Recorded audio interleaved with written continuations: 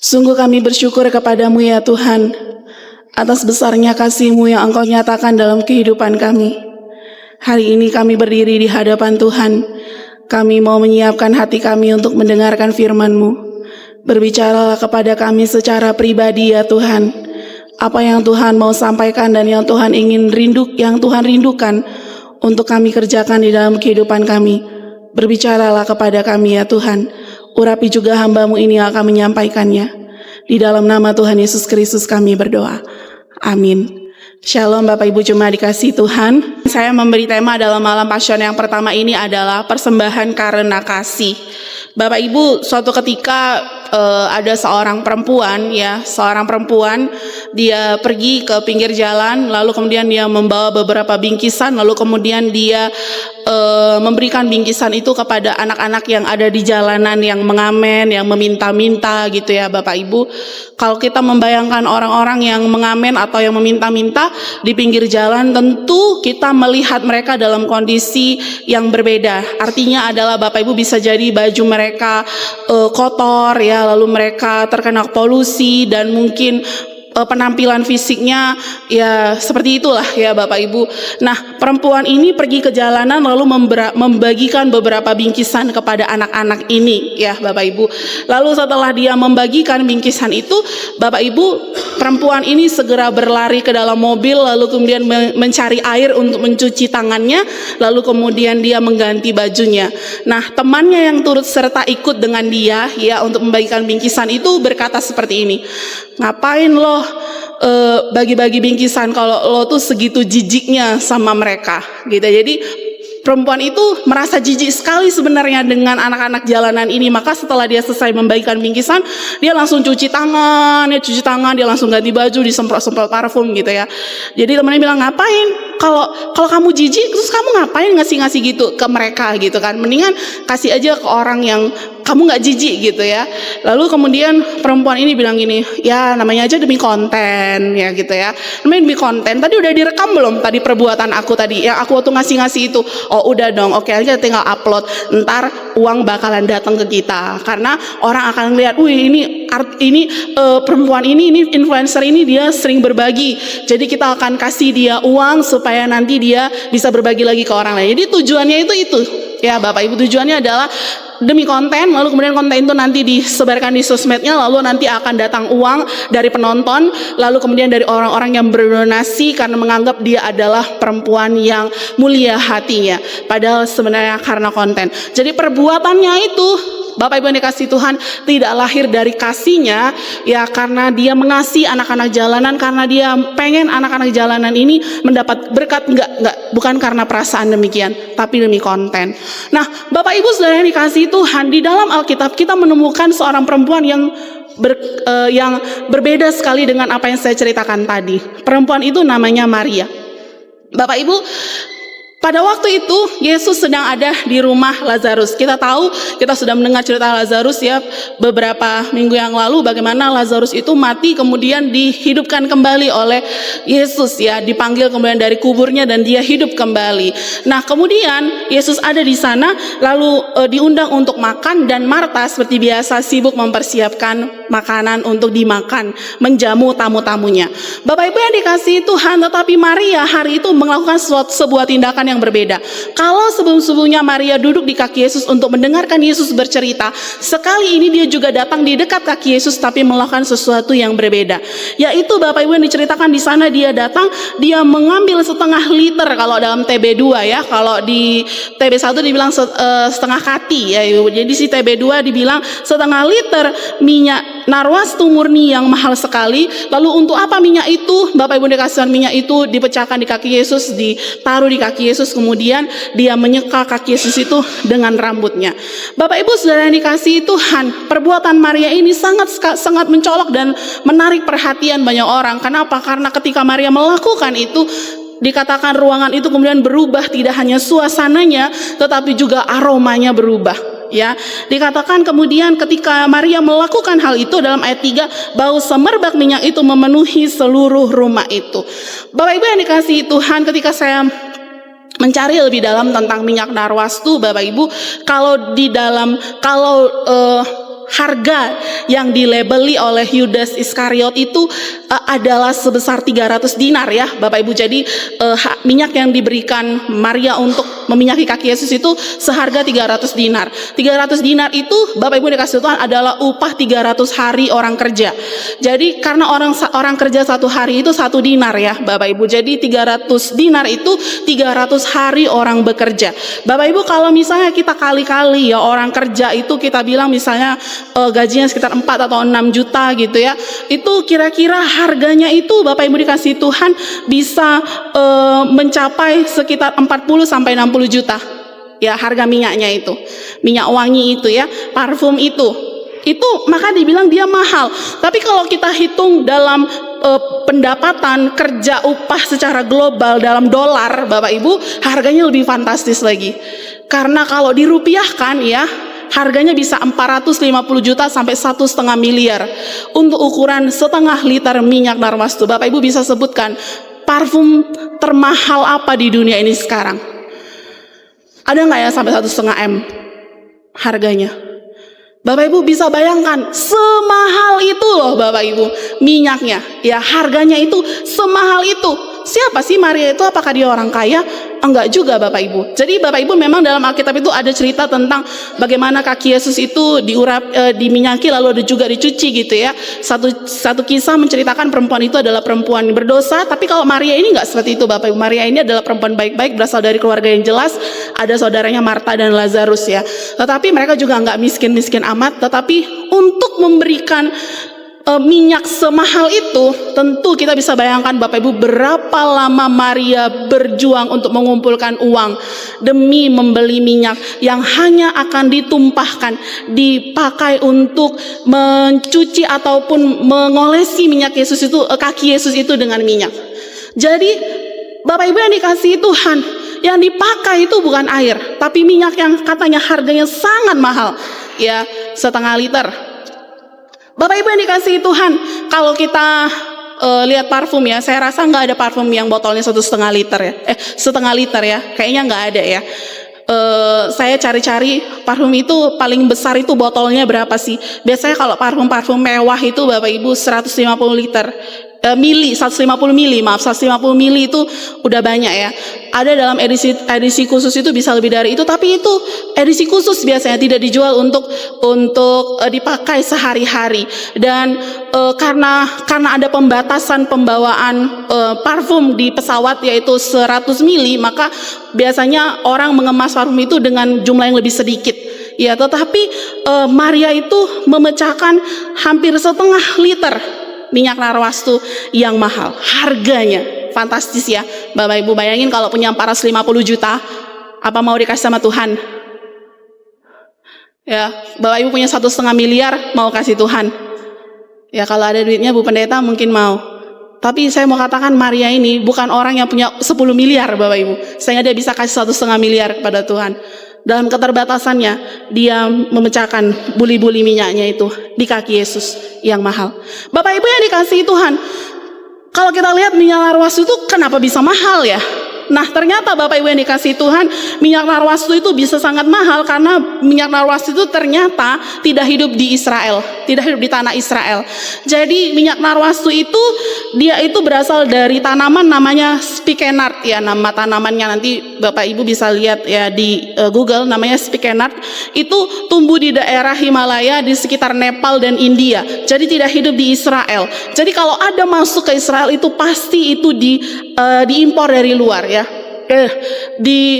Dikirim lalu kemudian diekstrak sedemikian rupa, dan Bapak Ibu bisa bayangkan zaman dulu itu mungkin transportasinya nggak seperti sekarang yang lancar ya, kargo paling satu minggu lebih 2 minggu gitu ya, dalam pengiriman itu bisa aman, jalanan sudah bagus. Tapi zaman dulu nggak demikian Bapak Ibu dikasih Tuhan ya, moda transportasinya terbatas, kondisi jalannya juga berbahaya, dan bisa karena ini mahal Bapak Ibu, bahkan pada masa itu minyak ini dipakai sebagai investasi seperti sekarang orang investasinya emas kan. Nah, kalau zaman dulu minyak ini dipakai untuk berinvestasi, jadi disimpan untuk dijual kalau nanti mereka misalnya mengalami sesuatu. Nah, karena minyak ini kadang-kadang dipakai Bapak Ibu yang dikasihi Tuhan untuk pengurapan orang-orang yang meninggal. Jadi meminyaki orang-orang yang meninggal tuh pakai minyak ini. Dan biasanya anak-anak gadis yang menikah lalu dia meminyaki kaki suaminya juga dengan minyak ini. Biasa anak-anak gadis akan menabung beberapa waktu lamanya untuk bisa membeli minyak ini. Dan pada masa itu minyak ini juga banyak dipakai untuk mengurapi raja-raja. Ya, dipakai oleh raja-raja, orang-orang penting, orang-orang tinggi sebagai bentuk penghormatan tertinggi. Dan dikatakan minyak ini murni, Bapak Ibu, jadi tidak campur alkohol. Jadi murni. Jadi harganya bisa dibayangkan Bapak Ibu sangat-sangat mahal, apalagi untuk setengah liter. Nah, Bapak Ibu yang dikasihi Tuhan, kondisi itu membuat Yudas yang melihat, wow, ya kayak wah, ini bukan harga 1-2 dinar, 10 dinar, 50 dinar, bukan. 300 dinar. Cuman mau dihambur-hamburkan aja, dipecahkan aja, ditaruh di kaki orang. Ya kalau taruh di kepala mungkin masih orang kayak, oh iyalah gitu. Di kaki. Orang itu kalau kakinya tamunya datang mencuci kaki pakai minyak, bukan pakai air, bukan pakai minyak, apalagi pakai minyak yang harganya mahal. Makanya udah bilang, wow, ini pemborosan. Ya rasanya dioles-oles aja 10 harga 50 dinar gitu ya, atau 100 mili kayaknya cukup lah ya untuk kaki Yesus gitu. Ini sebanyak itu gitu ya. Maka Yudas merasa, wah ini sebuah tindakan pemborosan. Ini kalau daripada dipakai untuk satu orang, mendingan ini dijual lalu lebih banyak orang bisa menikmati hasilnya. Itu hitung-hitungan Yudas Iskariot. Saking mahal harganya. Ya, Bapak Ibu yang dikasihi Tuhan. Dan pada sebagian orang berpikir, Yesus kan bukan kaisar, bukan pejabat pemerintahan. Ya, kayaknya nggak harus kayak gitu deh. Bapak Ibu yang dikasihi Tuhan, tetapi walaupun ada komentar demikian, Maria kemudian nggak merajuk. Lalu kemudian Maria nggak balas omongan si Yudas ini. Kok repot kali kau, duitku kok sibuk kali kau, diamlah kau. Gak gitu pula jawaban Maria, Bapak Ibu ya. Tetapi dia terus melakukan apa yang dia mau lakukan kepada Yesus. Yesus melihat hati Maria. Mengapa Maria melakukan dalam tanda kutip pemborosan dalam pikiran Yudas? Atau mungkin beberapa orang juga memikirkan hal yang sama, hanya saja tidak diucapkan seperti Yudas. Mengapa Maria melakukan hal itu, Bapak Ibu yang dikasihi Tuhan? Karena Maria begitu mengasihi Yesus. Bapak Ibu yang dikasihi Tuhan, Bapak Ibu yang pernah muda, yang menikah sama pasangan karena cinta, ya bukan karena dijodohkan, karena cinta, saya meyakini Bapak Ibu berjuang untuk memberikan sesuatu yang terbaik kepada pasangan Bapak Ibu, benar. Itu sebabnya gombalan maut berkata, Dek, samudra raya, gunung, hujan, lembah, semua aku lewati demi dirimu. Artinya saking aku cintanya sama kamu loh. Aku mau lakukan apapun, aku mau berikan apapun. Ya, rela pun dia bohong sama orang tuanya. Dibilang mau bayar uang kuliah, Mak, padahal mau ngajak ceweknya nonton.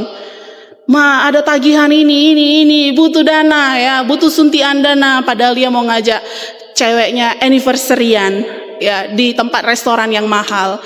Ya, mau foto biar kelihatan bagus ya. Ma, perlu motor ini mau kuliah, padahal motornya mau dipakai untuk antar jemput pacarnya. Maksudnya Bapak Ibu, karena cinta orang bahkan bisa memberikan sesuatu yang lebih daripada yang bisa diberikannya kepada temannya atau bahkan kepada orang tuanya.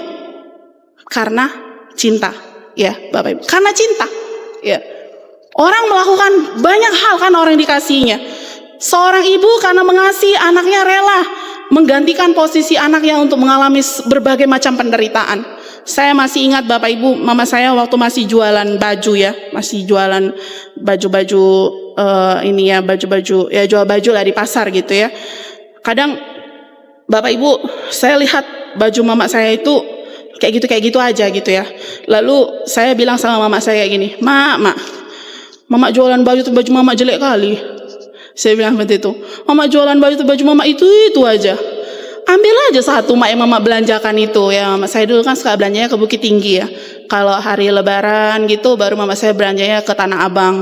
Tapi kalau kayak biasa-biasa aja mama saya belanja di Bukit Tinggi. Jadi saya pikir kayaknya nggak apa-apa lah ngambil satu ya. Kalau mama saya misalnya pulang belanja itu bisa dapat 1 karung gitu ya. Saya pikir ya ya sah saja kalau mama saya ambil satu baju untuk dia sendiri gitu kan itu uang dia gitu. Tapi mama saya jawab apa Bapak Ibu? Mama saya bilang seperti ini, kak, daripada aku pakai mending ku jual, nanti uangnya bisa untuk belanja kau. Saya kan SMA sudah merantau ya Bapak Ibu, jadi saya SMA, bapak saya sudah pensiun, orang tua saya harus memikirkan uang bulanan saya gitu ya. Jadi mak saya bilang, daripada mama pakai baju itu nak, mending mama jual ya, nanti keuntungannya bisa mama kirim untuk belanjamu. Kenapa seperti itu? Ibu-ibu, pengorbanan seperti itu kenapa? Karena kita mengasihi anak kita. Mama saya bilang, relanya kami di sini kami nggak makan enak, makan yang murah meriah aja, yang penting ada uang bisa kami kirim sama anak kami. Apakah sebenarnya dia bisa kan Bapak Ibu? Bisa kan dia memikirkan dirinya sendiri? Pokoknya sekian udah aku kasih, cukup nggak cukup kau aturlah situ nak. Tapi saya rasa orang tua mungkin nggak seperti itu ya. Sebisa mungkin dia melakukan sesuatu karena dia mengasihi anaknya. Dia berkorban bahkan. Ya dia nggak pernah mengalami hal itu, tapi dia mau anaknya mengalami hal itu. Ya misalnya dia nggak pernah merasakan rasa kecukupan dulu waktu kecil, ya karena susahnya orang tua atau karena orang tua pelit zaman dulu, atau karena stigma anak perempuan nggak perlu sekolah, nanti tahu ujungnya jadi istri orang, nggak usah sekolah tinggi-tinggi gitu ya. Jadi ada ketidakadilan dalam keluarga. Tetapi seorang ibu yang mengasihi anaknya, dia akan berkata, jangan kamu mengalami apa yang mama alami. Apa yang mama gak pernah alami, kamu alami. Sekolahlah tinggi-tinggi. Walaupun nanti kau jadi istri orang, tapi nanti kau jadi guru bagi anakmu. Sekolahlah tinggi-tinggi. Itulah hartamu gitu ya. Kalau mak saya bilang gitu dulu. Itu bagianmu, sarjanamu itulah bagianmu. Sekolahlah tinggi-tinggi. Bapak Ibu saudara yang dikasih Tuhan, karena sayangnya, karena cintanya, karena kasihnya, seseorang melakukan sesuatu yang lebih bahkan daripada kemampuannya demi orang yang dikasihnya. Itu yang dilakukan oleh Maria. Apa yang dianggap pemborosan bagi Maria ini adalah persembahan yang dia mau berikan kepada satu sosok pribadi yang hari itu hadir di rumahnya, yang sangat dia kasihi, dan dia tidak merasa rugi telah menumpahkan setengah liter minyak narwastu yang harganya mahal sekali itu demi orang yang dikasihinya. Bapak Ibu saudara yang dikasihi Tuhan, Maria menyadari ada banyak sekali perbuatan Tuhan yang telah dikerjakan dalam kehidupannya, teramat khusus dalam kehidupan saudaranya Lazarus. Bagaimana Yesus memperhatikan mereka, bagaimana Yesus hadir dalam kedukaan mereka dan memberikan kehidupan, menghidupkan kembali saudaranya Lazarus. Perbuatan-perbuatan Yesus yang ajaib, yang besar yang telah mereka alami itu membuat Maria semakin mengasihi Tuhan. Tapi bukan berarti Bapak Ibu kemudian minyak ini untuk membayar perbuatan Yesus, bukan ya, bukan. Jadi Yesus kan Tuhan sudah hidupkan saudaraku, nah inilah bayarannya, setengah liter minyak narwastu, bukan ya Bapak Ibu, tapi karena kasihnya kepada Tuhan. Entah kapan dia bisa melakukan hal itu lagi. Bapak Ibu saudaraku yang dikasihi Tuhan, ada beberapa penafsir mengatakan Maria mungkin memang mengumpulkan uang itu untuk persiapan pernikahannya. Ya nanti kalau dia berjumpa dengan pria lalu dia menikah akan menumpahkan di kakinya. Tapi kemudian dia memilih untuk menumpahkannya di kaki Yesus. Karena ternyata dia jauh lebih mengasihi Yesus. Dia jauh lebih ingin rindu untuk mempersembahkan yang terbaik kepada Yesus. Karena kasih yang begitu besar kepada Yesus membuat dia memberikan secara totalitas, tidak setengah-setengah, dan tidak merasa rugi atas apa yang telah dipersembahkannya kepada Tuhan. Bapak Ibu, ada banyak orang ketika datang bawa sesuatu kepada Tuhan atau mempersembahkan sesuatu kepada Tuhan, lalu ada komentar orang, komentar negatif ya, macam-macam ya Bapak Ibu bisa, sayangnya lah itu harusnya bisa lah dikasih gitu, atau tengoklah udah kok kasih pun kayak gitu, kayak gitunya balasan gereja itu. Ada banyak orang kemudian jadi tawar hati, jadi kayak ya udahlah, besok-besok nggak mau lagi. Bener sih, rugi kali aku. Selama ini pengorbananku kepada gereja kayak gini aja yang ku dapatkan. Udahlah, ya berhenti melakukan sesuatu yang benar karena mendengarkan komentar-komentar orang. Tetapi Maria enggak, Bapak Ibu. Walaupun sebenarnya kalau dipikir-pikir mungkin Yudas ini bisa menyadarkan dia ya, dan Maria mungkin bisa berpikir, iya ya, sayang kali ya duit ini, uang yang ku pakai untuk membeli minyak ini sayang sekali ya. Mending aku bisa emang jual sih sebenarnya ya. Tapi Bapak Ibu, pikiran-pikiran demikian tidak muncul di dalam hatinya, tidak muncul di dalam pikirannya. Bapak Ibu Saudaraku yang dikasihi Tuhan, kasih yang melimpah dari hati Maria membuat dia mempersembahkan sesuatu yang terbaik kepada Yesus. Ya, berbeda dengan Yudas, Bapak Ibu. Dia justru melihat apa yang dikerjakan Maria sebagai bentuk pemborosan. Dia pikir lebih baik ini dijual, uangnya dipakai untuk banyak orang. Tapi perkataannya itu, Bapak Ibu, bukan karena dia mengasihi orang-orang miskin. Kepedulian yang dia tampakkan, yang dia bicarakan itu bukan karena dia benar-benar peduli, bukan karena benar-benar mengasihi orang miskin, bukan. Beda dengan Maria yang memang mau melakukan itu karena kasihnya. Yudas mengatakan itu, Alkitab jelaskan dengan sangat jelas, Bapak Ibu, bahwasannya itu semua dikatakannya karena dia memang mau uang itu untuk dirinya sendiri, ya. Jadi dia mengatakan itu, Bapak Ibu, bukan karena dia peduli, bukan karena dia mengasihi orang-orang miskin, tetapi karena dia mau mencuri uang itu, ya.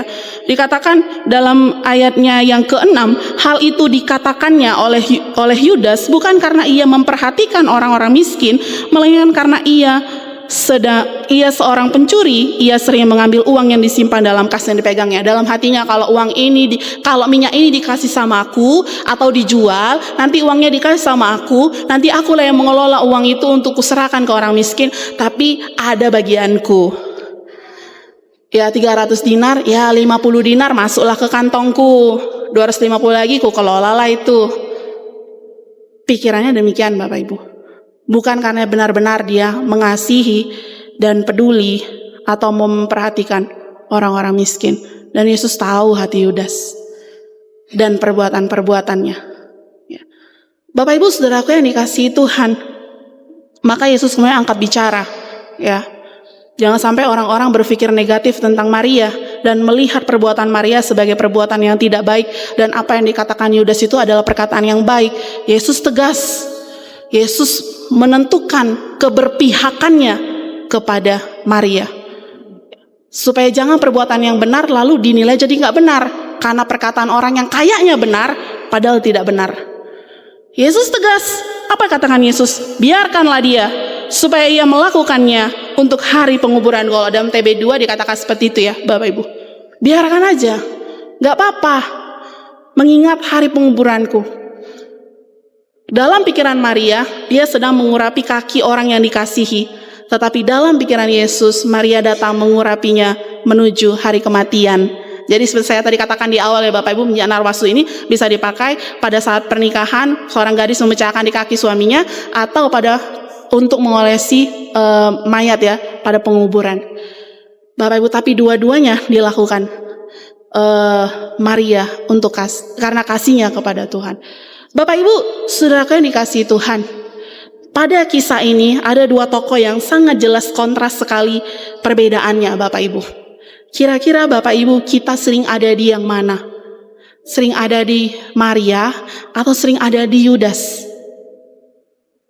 Apakah kita juga telah benar-benar mengasihi Tuhan, sehingga kemudian kita rela memberikan segalanya yang ada pada kita untuk Tuhan? Atau kita masih berhitung, ya, enak kali lah kalau aku kasih sekian, enak kali orang-orang jadi nggak ngasih, aku terus nanti yang dimintain, enak kali ngenak-enakan pendeta aja, ngenak-enakan majelis ini. Kita berhitung, alah gereja aja ngasih sama aku cuman ya gitu, masa aku ngasih segitu sama gereja. Bapak Ibu, kalau kita mengasihi Tuhan, ya, kita tidak berhitung karena kita tahu apa yang kita terima jauh lebih besar dan jauh lebih banyak. Gak hanya lewat gereja aja, tapi lewat orang-orang di sekitar kita yang Tuhan kirimkan untuk menyatakan kasih-Nya kepada kita, untuk menyatakan pertolongannya kepada kita, untuk menyatakan kemahahadirannya bagi kita. Bapak Ibu yang dikasihi Tuhan, kalau kita mengasihi Tuhan, kita selalu rindu untuk mau terlibat dalam pekerjaan-pekerjaan Tuhan. Karena kita tahu bahwasannya ada banyak hal sudah Tuhan kerjakan bagi saya. Dan walaupun saya melakukan ini pun tak dapat membalas kebaikan Tuhan. Ya, seperti lagu Hati Hamba itu kan Bapak Ibu dibilang, bagaimana ku membalas kasih-Mu, segala yang ku punya itu milik-Mu. Hidupku, kesehatanku, waktuku, hartaku, anakku, keluargaku, itu milikmu.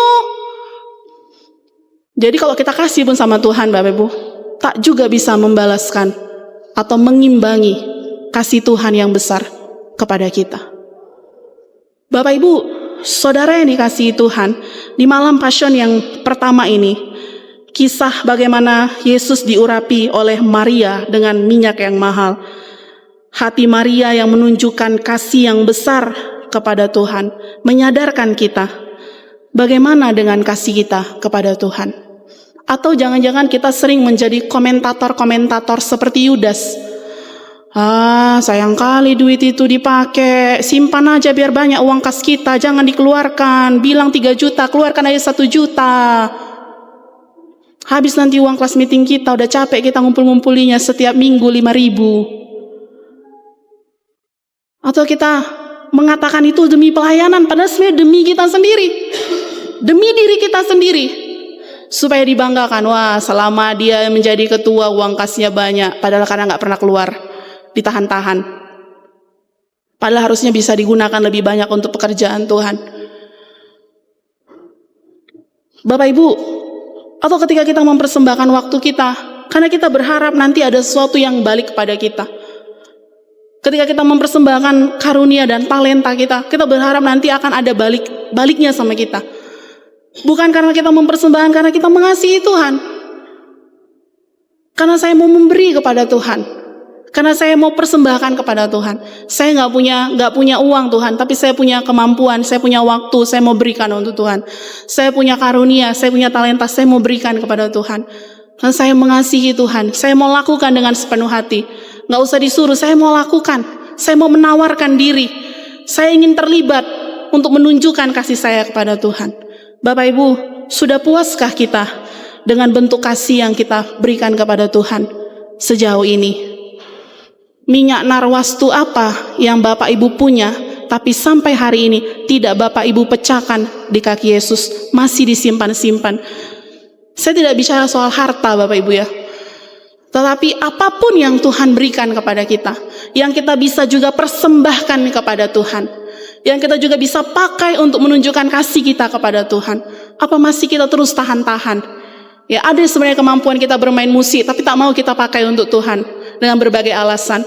Ada sebenarnya kemampuan kita untuk melakukan pelayanan tertentu, tapi kita nggak mau. Aku nggak mau direpotin. Aku nggak mau. Aku mau jadi jemaat biasa aja. Ya, aku mau duduk-duduk aja. Aku nggak mau terlibat apa-apa. Aku nggak mau capek. Aku nggak mau bersinggungan dengan orang. Udahlah, jadilah. Sebenarnya kita bisa persembahkan, Bapak Ibu, tapi kita tahan-tahan demi diri kita sendiri, bukan karena kasih kita kepada Tuhan. Maka kalau Tuhan tanya, apakah engkau mengasihiku? Bagaimana kita menjawabnya, Bapak Ibu? Saya mengasihimu Tuhan, tapi Tuhan lihat masih ada loh minyak narwastu yang masih kau simpan demi dirimu sendiri, tidak kau pecahkan bagiku. Bapak Ibu, saudaraku yang dikasihi Tuhan, sebuah lagu di nyanyian rohani Metodis berkata demikian. Nyawaku diberikan bagimu, apa kau beri padaku? Nyawaku diberikan bagimu, apa kau beri padaku? Apa yang telah Bapak Ibu berikan kepada Tuhan sebagai tanda kasih, persembahan yang kita bawa kepada Tuhan sebagai wujud kasih kita kepada Tuhan. Bapak Ibu, kita bisa memberi tanpa kasih, tapi kalau kita mengasihi Tuhan, kita harus memberikan apa yang ada pada kita. Waktumu, karunia, talenta, tenaga, pikiran-pikiran, keluarga, bahkan harta sekalipun.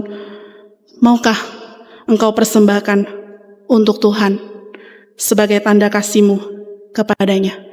Biarlah kita, Bapak Ibu, boleh merenungkan firman Tuhan malam hari ini, dan kita mengambil komitmen untuk menunjukkan kasih kita kepada Tuhan lebih lagi dengan mengingat segala perbuatan-perbuatannya yang luar biasa yang telah dikerjakan bagi kita selagi masih ada kesempatan.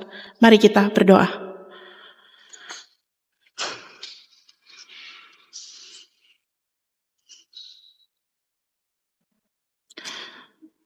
Tuhan, sungguh besar dan banyak pekerjaan yang Engkau lakukan dalam kehidupan kami.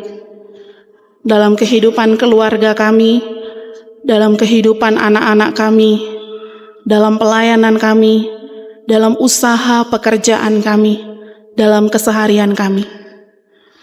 Sungguh Tuhan, jikalau kami berkaca kepada kasih-Mu yang besar, kami merasa malu karena kami belum semampu itu untuk dapat mengasihi Tuhan.